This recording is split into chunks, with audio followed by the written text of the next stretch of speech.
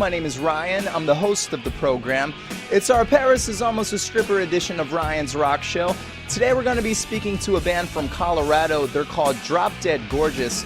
But first, your weekly essential where we play you a band that you need to know if you don't know them already.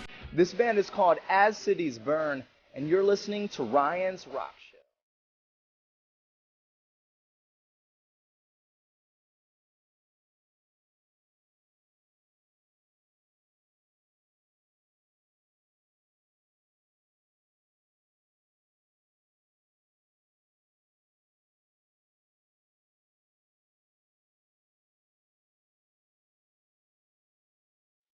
As Cities Burn Essential, be sure to send us your comments, your questions, and or your suggestions to ryansrockshow.com. Now, I had a chance to meet up with Kyle, Cooper, and Jake from Drop Dead Gorgeous. Here's what these guys had to say. That smells nasty. That's disgusting. That's what it smells like? Yeah. Pretty terrible. Oh, man. Hey, what happened to Aaron? He came out of the closet. Really? He's gay, for real? No, he just quit, and he's a douchebag. Like, what happened? Along with him, he told us he was too pricey to play with us. Are you He serious? just got a really big head, like, out of nowhere. Like, a really, really big head out of nowhere. Yeah. So. Like, when was this? It's been a long time coming. Headlining tour is when Like, quit. December 5th is the day that he quit. But, And he just said, hey, dudes, I'm too pricey for you. well, Well, we it was like there was lots of stuff like leading up to it. yeah, Really? but I don't know. It's We're not just- on the best of terms. It's just a good split for both. He didn't need to be in our band anymore. We didn't want him in our band, and that's kind of just how that went. We just don't get along anymore. Like, Really? it's a long time. Because, like, last time you guys were on, like, everything seemed, like, really cool. Like, he's in the interview, and everything just seemed smooth. You have to kind of on a public front sometimes. Yeah, of course. So, like, what led up to that? To him just, was it hard with you guys and him on tour before? Kinda. He kind of isolated himself from the rest of the band always. Yeah. So it wasn't like hard on tour because we weren't ever really together. You know, we had a bus, so it was like once all of this stuff started to happen, we were in a bus. Mm-hmm. So he could separate himself from us, and there wasn't like tension and problems. Well, there was tension obviously, but it wasn't like, no one was like getting in fights. And No, it wasn't ever like that. It was just a conflict of personalities too. A lot of it was like he had a way different upbringing and personality than the rest of us, and just kind of had different views on this. So what's he doing now? He's playing with Sonny Moore's band, I guess. I don't know why Sonny never wants to do an interview with me. They're like, no, dude. I don't know, dude. It's weird, you know? Sonny got really weird too. Really? Yeah, he used to be really nice, and then kind of distanced himself from us too. So. And, like, how has Aaron leaving the band affected you guys? It really hasn't. Really? No, it hasn't at all. You're like, he hasn't done shit. it really hasn't done anything at all. Yeah, I mean, some kids have asked, but not near as many as we thought. And then all the kids that I've talked to after we played You Last have been really, really excited about our new guy, Duck. Yeah. They've been actually, like, very supportive and, like, welcoming him into our band is, like, you know, it's hard to, like, fill in shoes like that kind of spot. Wait, hold on, time out. His name's Duck? His name's Duck, yeah. Is that his real name? No, Jonathan, but everyone calls him Duck. He might actually change his name to Duck, he said. Oh, sweet. Legal to change it. So how'd you guys find him? Or did you know him already from Colorado? He's actually from Portland, but when Dan G, our other guitar player, left the band a while ago, we had a guy named Judah play with us, and he used to play in Inked in Blood. Okay. And so That was our first tour. We met Judah that way. and he came in and played guitar for us, and some things didn't work out in the end. And so I knew Duck because that's his younger brother, and I knew he sang very well and like played keys. And so I kind of asked him when I was on vacation visiting Judah during our time off, and Judah said, like, Judah was like really stoked. He's like, yeah, dude, get him in. And then I asked Duck, and he's been playing with us like since then. That's cool. So everything's going smooth now? Yeah, absolutely, dude. Everything's great. Like, we all feel like we've been playing like the best we've ever played as a band. Like right now, Awesome. morale's super high, and like it actually, Good. Aaron leaving hasn't damaged anything. It's Cool, man. good. Cool. Well, since it's been like, what, 7 months since I last saw you guys, like how has things changed just for you personally? Like as just individuals? I've been staying sober. Really? Trying to stay more sober than before. I don't know. pretty much the same. Yeah, we've just been. Feel any different? I mean, we've been focusing. We've mainly been focusing like on just writing music, so that's been taking up a big portion of like time for right now. So I mean, hasn't really given us a chance to go do anything like personal or. Do you guys write on tour? Yeah, we started doing How do you write on tour? When like in a hotel room or something? Right now I'm using actually a program called Reason, which. Oh, so you do it on like your computer? I do it on computers. Okay, cool. Yeah, and then I don't know, just kind of get some basic ideas is like the main point of that. But when we come back home after this tour, we're going to like just try to gather some ideas out of there and make some real songs. But it's a good base, you know, gives a good idea of what is going on. Are you stoned, dude? No. Really? He doesn't even smoke ever. Wow, you look like you're like super tired then or something. I don't know. I'm just. I don't know. I'm tired. He does look stoned. I'm not. You do. Wow. Maybe it's crazy. the contact high of walking in the van. Maybe. Wow. So how does your normal writing process go then when you're not on tour? Let's see. You want to explain? Well, everyone just has ideas. A couple of us get together and write. Usually it's like me and Kyle, and then I don't know. Everyone just brings something to the table. So it's really all everybody writing, which is great. Pretty much just in my basement. Yeah, in the basement is where we jam Oh out. yeah. Where's the last record Oh yeah. here in LA? That was not the best environment for us, though, to do Oh, that. yeah. What was that? Well, you explained a little bit last time. What it Yeah, was like. we kind of went over a little bit. But we were in those Cole rehearsal studios. Yeah, it was actually a Practice cool space. rehearsal. It was. It was just You know. certain situations happened that made it the way it was, but the rehearsal space was super awesome. The next record we're doing is like kind of a mix between both is what it's going to be like, but kind of more back towards our like older original stuff. Really? It's kind of the way that it's going right now. That's cool. Duck's got- vocals. It's gonna be good. Yeah, if Duck ends up staying with us, he's going to be doing a lot of singing on this. Like EP, background vocals or just like actual possibly singing? just lead parts too. Seriously? Like him and Still's kind of dual vocals, and then he screams and sings too. Damn. So it's So there's gonna be more piano. Yeah. I mean, I hope there's more piano. Like there's a lot of opportunities to have more piano on both of our records. Kind of. We just kind of write and then whatever it goes, it goes. Yeah. It's But hard to there's- say. Like we usually try to put in as much as we can, but Yeah. Is Ross Robinson gonna produce this one too? No, not a chance in hell. Really? Why? What happened with that? there's lots of stuff. Yeah, he was just really, really pushy with us, and the record didn't exactly like turn out the way that we had wanted it to. It was more the way that he had wanted it to. Oh yeah. What did you guys want it to be like? It's tough to say. Like when we originally wrote the songs before he started producing, It's it was just like a lot different. I don't know. It's just the way he kind of records stuff. We don't really Agree like that with. much. It's just that the environment that we recorded in isn't an environment that we really would like to do a record in ever. Not again. So. Because like last time, I know we touched base on like a lot of, because he's a big producer, you know, he's done like so many huge bands, and I guess that's kind of intimidating working with a producer like that can be, you know. Yeah, well, he was That's very, like I said, pushy. He was like very forceful. Like I've done this before. I've sold X amount of records, and we're gonna do it my way. Oh, he would say stuff like that? Yeah, so it's kind of Ooh, like that's like freaking. power trip, like sketchy. So, Wow, that's pretty bad, dude. yeah, so.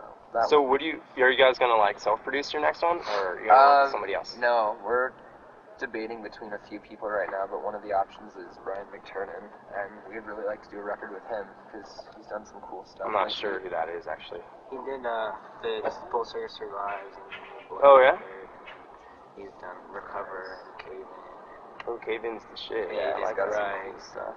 He's That guy, or I don't know, there's a couple of others, but that's like one of the main dudes we're looking into right now. I mean, we want to be more hands-on, like self-production wise than the last one. We kind of know how things work now a little bit better than before. So it won't be self-produced, but we definitely are going to be more involved in that aspect of the record, the next record. Yeah. So, because last record you weren't as involved, or? Well, I didn't mean it like that. I meant more like with just the production aspect. Like we kind of let ourselves get pushed around. We never worked with like a Big producer, like you said. Yeah. Like we never like worked with in between producer and like we like jumped to Ross, who was a huge producer, and we didn't know like how things should go, and we got pushed around. And it was intimidating, like you had brought up. Like, How did he think the record turned out? that I don't ask know. him on a different day of Yeah, the we week. don't know. Really? We don't really talk to him. We haven't talked to him since it's been over with. Yeah. Like he liked it when we were doing it, but I don't know what he'd say now. And he liked it at the end, but then there's some personal issues in between there right now, which might change the answer a little bit. Oh, really? You know. So you guys aren't really on so good of terms with him? No, either? we don't speak. We just don't Ross. Just kind of keep separate from each other.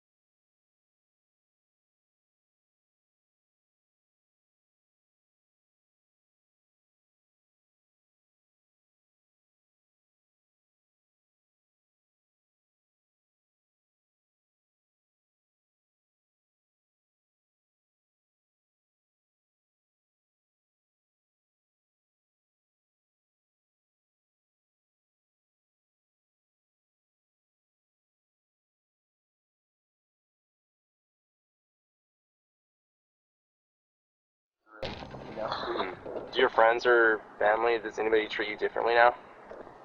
Like high school friends or anything? Not really. We were still in high school when this all kind of started, so like we kind of, like a lot of our friends kind of grew into it with us, so it wasn't like a night and day difference, like a change. So they're pretty cool about it actually. Cool. So back to the new record that you guys are working on. When is that? When are you guys going to start recording for that?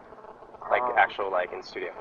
Hopefully sometime in June we'll start, but nothing's like set in stone, just as soon as we're ready, I guess, to go in once we have the songs that we're happy with. And So it'll probably come out like early next year, end of the year. Oh, you guys are going to shoot it that early? Well, that's what we were planning on doing. that's the but hope, we'll see.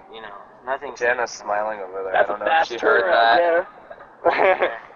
Maybe not, but we're shooting hopefully for June 1st, but like Jake said, it's not set in stone for anything like that. Any guest appearances? Possibly. We'd like to. We'd really like to have a couple of people. Like keep it a secret. Oh, I think we should keep it a secret for now. Do you even have any? Yeah. Me and Cooper, no. See, there you go. A secret from us. that's funny. Yeah, That too.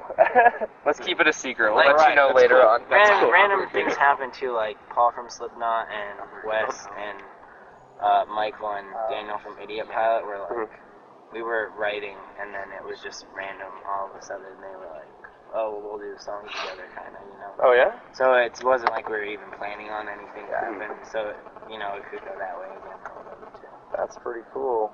So guest appearances, I guess we're gonna wait. We'll wait on that one for down the See, who road. knows? Awesome, man. Some R&B collaborations. That's it. I saw this thing on your MySpace, and like you guys were selling a cymbal on eBay, Yeah. and then it sold for like, No, that was his dad was selling. and it sold for like what, like $130 or something. Yeah, I'm like, damn, someone bought that for $130 How much are cymbals that you buy at like Guitar Center, Google? I don't know, that one was probably like 240. Oh, Well, but still, It was all just trashed. it was broken, and that was just something. His dad has a lot of items that he like gets from us, you know, and stuff like that. So he kind of, it's like one of his hobbies, sort of, just like selling out, not like quote unquote collector's items, as he likes to call them, and stuff like that. it'd be funny if the person didn't even like buy it because it was a Drop Dead Gorgeous cymbal. They bought just it. were like, oh sweet, there's a cymbal. It's like Cheap. $270 and it's cheap right now, and they didn't know it was broken. That's That hilarious. would be funny. Yeah, it's pretty chill. Do you know who bought it? Like, did the person send you a message? Like, I got your cymbal. No, I don't think so. Not that we've seen. Oh, wow. Shit. It's crazy. Man, I wish I could do that and like break stuff and then like put it in like, an eBay account and like just sell it on eBay. But I guess I got to go back to like, you guys have been doing this for a long time. Do you feel like you're learning a lot more about how the music industry works? Oh yeah. Yeah. Are there things that surprise you that you didn't know 8 months ago? Didn't know. Wait, how long ago did we do our last record? A little bit, about 8 months ago was when it was Well. done. Didn't know how Ross Robinson was till we did a record with him. No, but besides You got like that- so much tension between Ross, man. Yeah. Like, Besides that, dude, like, I'm not, like, I don't know. I think it was more of a surprise within the first 6 months to a year of touring. I mean, no, probably 6 months, like, until we did our last record. yeah. And that was kind of the most, like, that was, like, the most surprising that things have been. But, we've had some interesting experiences, which we've already Really? talked about. Well, Yeah. Well, besides Ross Robinson. yeah, but that's, like, really the most, like, changing experience that we've had. there's so far. stills. What's up, man? There's stills. Come But- on. It's not that surprising, man. It's the music industry is. Hi, Smile. How are you? Hi, Furfies. We're doing an interview real quick. That's okay. We got like, I got like what, 7 more minutes to fill? Because I got like a 25-minute interview with you. Don't even worry about it, dude. We're here. But so nothing has surprised you, or nothing. What have you learned that's been like a huge thing, and that you're gonna keep with you, and that's like changed you in a positive way? I don't know. It's just you hear that it's hard to trust, or it's like harder to trust people involved in the music industry. I guess I would say, and we actually have like a really like tight knit family that we like work with, and it's not. It hasn't been for us as hard as people had made it seem, like including other bands and just shit that you hear. Like it's not like that at all for us, at least, and that's kind of positive to know that you can trust people and like actually work with people in like good orderly fashion and stuff. Do you need a nail clipper? Dude. I just said. No, that's cool. I bite my nails all the time too. But what are your other interviews like? That's what I'm curious about. Cause like, I mean, Not nearly as good as this. dude, I go Most of the to other ones are just the same stuff. Same yeah. questions. Like you already did like the basics interview with us like a couple months ago. So you kind of like that's nice to have a real interview with someone that you actually are familiar with Yeah. and be able to like answer real questions instead of what's the history of the band. Like don't get me wrong, like I'd gladly answer it any day of anyone that asks us. But it's a lot cooler to have an interview where you kind of get more personal with stuff. Well, I always run into the Buzznet guys, and not to talk shit, but their interviews are super gay. Yeah. Like, oh my god. I don't know. Every time I see like the same people, and like, it's just, I don't know. It drives me nuts. So it's like, For sure. But yeah. So what are you guys doing like for fun on tour now? Now that you've downsized into a band. Feel free to comment, Stills.